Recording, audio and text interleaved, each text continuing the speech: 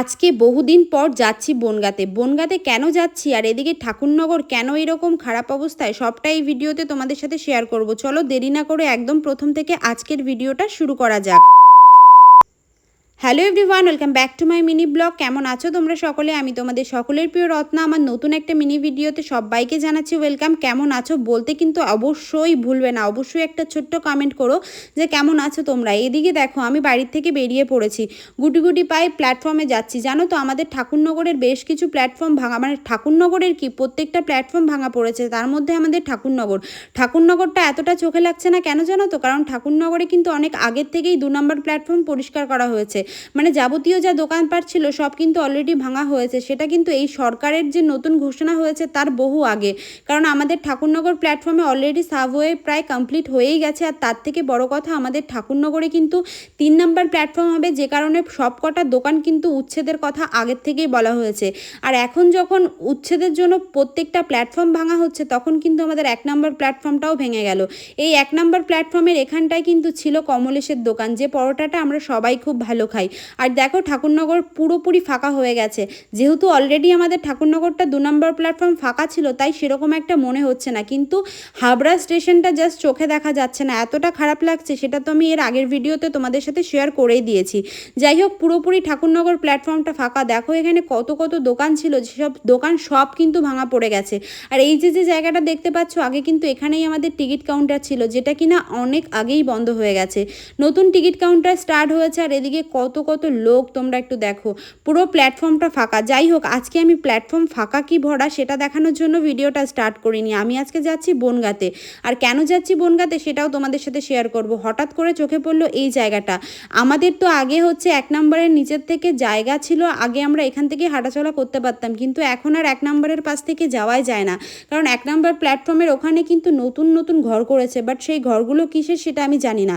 এই দেখো কথা বলতে বলতে চলে এসি বনগাঁ স্টেশনে। আজকে আমি কেন এসছি বনগাঁ জানো তো? হ্যাঁ আমি জানি খুব এক্সাইটেড তোমরা যে কেন এসছি আমি বনগাঁয় আজকে। আর বনগাঁতে কিন্তু রয়েছে আমাদের এই যে চলন্তর শ্রী, মানে যেটাকে লিফট বলে ইংলিশ ভাষায়, মানে হিন্দিতে। তো যাই হোক, আমাদের ঠাকুরনগরেও শুনেছি লিফট হবে। এবার হয়তো কিছু কিছু মানুষের একটু সুবিধা হবে। কিন্তু হ্যাঁ, ঠাকুরনগরে যদি এক্সপ্রেস ট্রেনও করা হয়, যে ঠাকুরনগর এক্সপ্রেস ট্রেন, শুধু ঠাকুরনগরের বাসিন্দারাই তাতে উঠতে পারবে, তাহলে হয়তো আমাদের ঠাকুরনগরের লোক সংখ্যা কমবে না। কারণ আমাদের ঠাকুরনগরে ট্রেনে কোনো রকমভাবে ওঠা যায় না, এত পরিমাণ ভিড় যে বলে বোঝানোর বাইরে। যাই হোক, গুটি গুটি পায়ে আমি একটু সামনের দিকে এগিয়ে যাচ্ছি। বনগাঁ স্টেশন থেকে বেরিয়ে 1 নম্বরে আমি চলে আসলাম। আর এখান থেকে আমি কিন্তু এখন টোটো ধরে নেব। আর এই যে দেখো টোটোগুলো দাঁড়িয়ে রয়েছে, এখান থেকে আমাকে যেতে হবে মতিগঞ্জ। আর টোটোতে ওঠার পরে টোটোওয়ালারা এমন পরিমাণ ঝগড়াঝাটি শুরু করে, এ বলে আমার টোটোতে ওঠো, ও বলে আমার টোটোতে ওঠো, এই নিয়ে প্রচুর একটা প্রবলেম করে। যাই হোক, টোটোতে ওঠার পর টোটোতে ছেড়ে দিল। আর এদিকে আমি বাইরের সুন্দর দৃশ্য দেখে সামনের দিকে যাচ্ছি। আর জানো তো, অনেক দিন পরে আমি বনগাঁতে আসলাম। এখন তো সেরকমভাবে বনগাঁতে আসাই হয় না।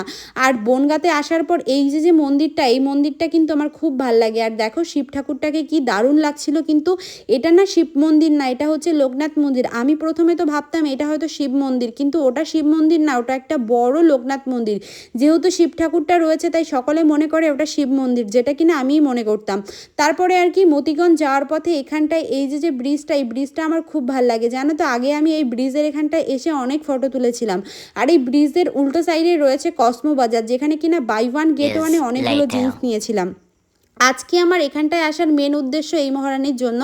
ইনি কার সাথে যে নাটক করছিল ওখানটায় দাঁড়িয়ে বুঝলামই না।